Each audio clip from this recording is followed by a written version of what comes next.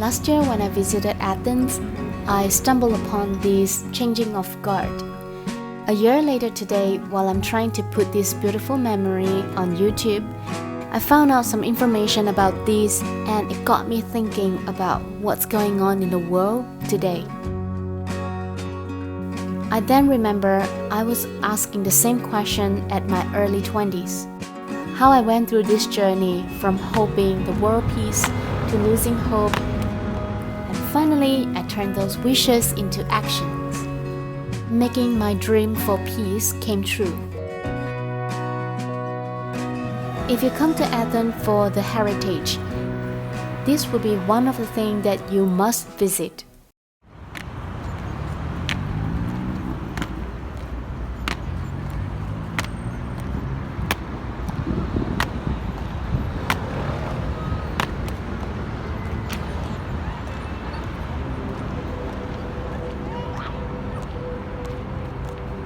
From the articles that I read up online, this is what they call the changing of the guard in Athens. As long as you're in Athens, you can come to here and witness the shift changing that happens every hour. But only on Sunday 11 morning, they will have the official ceremony with the official costume. Where we're standing right now is in front of the Hellenic Parliament. And this tall wall in front of us is the monument of the unknown soldier. According to the website, this monument is the cenotaph and it was created between 1930 and 1932, dedicated to Greek soldiers who were killed during the time of the war. This is also the place where all the commemoration are done. Right here we can see the wall. It depicts the dead soldier lying down while holding a shield and wearing an ancient Greek-style helmet. And these guards that we're seeing here, they are actually the special unit from the Greek army, which called the Evzones. Obviously, I tried to pronounce it in English, but I'm not sure is it how it sounds in Greek. Today, this special unit army has become the symbols of bravery and courage for the Greek people. From this event and the context, I see how people value lives, especially for those who have lost in the war. If we're so sad and grieve about this loss, why after so many years we're still having all the wars happening? Is world peace something unachievable? Why there are people in this world today that doesn't seem to learn from the history? By asking this question, I remember that I was once believed in world peace.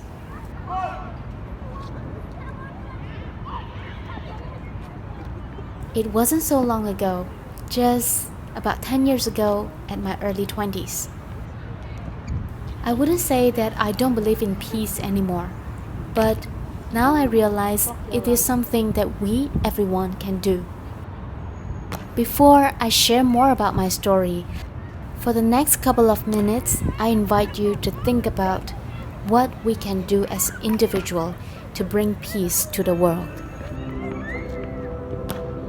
Now let's immerse ourselves in the process of this ceremony.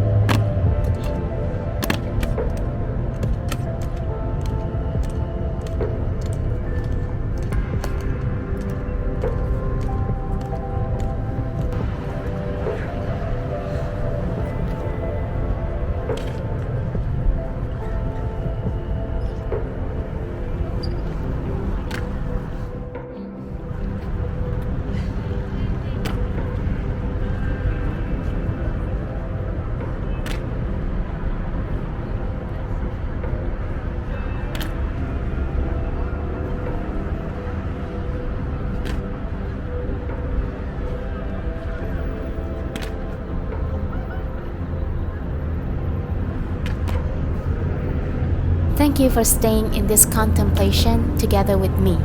I would like to hear what have you thought of so far, and hopefully if you're visiting Athens and witness this process, you can bring this idea along with you. Let's get out from this heavy topic. I'm gonna bring you to the transport in Athens, seeing some nice view while I'm sharing with you about the dreams I have for peacefulness.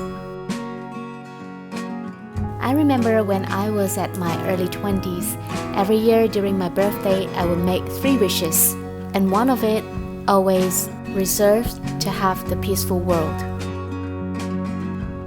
No wars, no conflict, no fighting. At the age of 25, I even turned this idea to one of my tattoos. But this piece of ideas, it doesn't change anything in the reality. Years after years, I hardly see wars stopping. What worse is, they are getting more and bigger. To one moment, I ask myself, am I wasting one of my dreams every year? I'm helpless. I couldn't find how I could do anything to stop the war that's happening around the world. I lost hope and I give up. I give up on wishing something that's not possible and I have no control over it.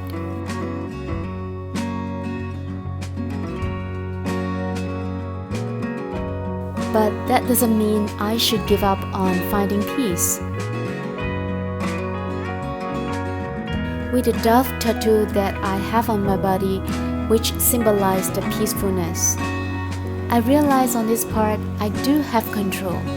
I do have control to bring peace to myself and create peacefulness on my surroundings. In Japan, there's one concept called jijo. It means self-help and self-care. They see this as the most critical part of the surviving skills when the country is facing the disaster. With this idea, everyone is responsible for their own health and safety. Then all the limited resources could be kept for someone who is really in need. In this case, we can also be the resources to help someone that's in need. Just like when we're taking the flight, we've been told to take care of ourselves and safety before we can assist anyone in need. Here, I apply the same principle when it comes to finding peace. There is no way I can take care of others if I couldn't find my own peace. Then I started by questioning myself whether if I'm living with peace. Am I in peace with the people and the environment around me? If I can't even provide peacefulness to my own little world, what made me think the world peace is possible?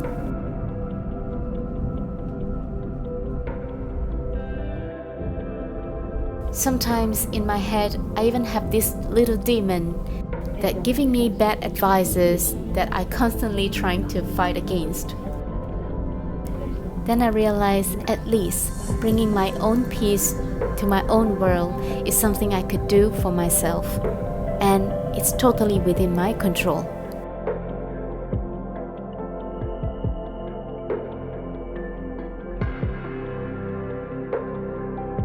To practice, it wasn't easy at the beginning. It's sad to say that sometimes when picking a fight is easier than finding a peace in between. Some of the time, depending on the people and the situation that you're dealing with, to make peace in between is almost impossible. But with a clear goal in my mind, the option is easy. Just stop everything, walk away, then move on. Understand that we don't always find peace in everything, but to pick a fight is definitely a bad option. If someone or something in my life that happens which doesn't serve my peacefulness, it's not always their fault. Sometimes it's just different opinion and different world that we're living in. Who knows, our own little world could be also the trouble for other people's world. In this case, I might have to borrow some bravery and courage from the army to break up with all the negativity and the toxic relationships. Especially for those times that I'm aware that I'm fighting for something that doesn't bring me peace. From there, I learned that peacefulness is not something you can always fight for, but sometimes you have to let go and it will just come by itself. After all these years, did all my efforts did something to stop the war around the world? Obviously, no. But all these efforts are not for nothing. I stopped a lot of potential to have wars between me and my universe around me. It's not about to win a war every time. Sometimes, to break away from all these potential wars, I have price to pay. But if you're someone like me who have set up peacefulness as your ultimate goal, the reward is almost immediate. So you might wonder, am I now living with peace? The answer is yes and no. With all the situation and the people that we're dealing with every day, there's no one thing would be in the still condition. I feel like I'm my own warrior to protect this peaceful world that I have. The invasion could happen at any day and any time. After years of practice, the warrior inside of me grew stronger. Each day, my time living in peacefulness is longer.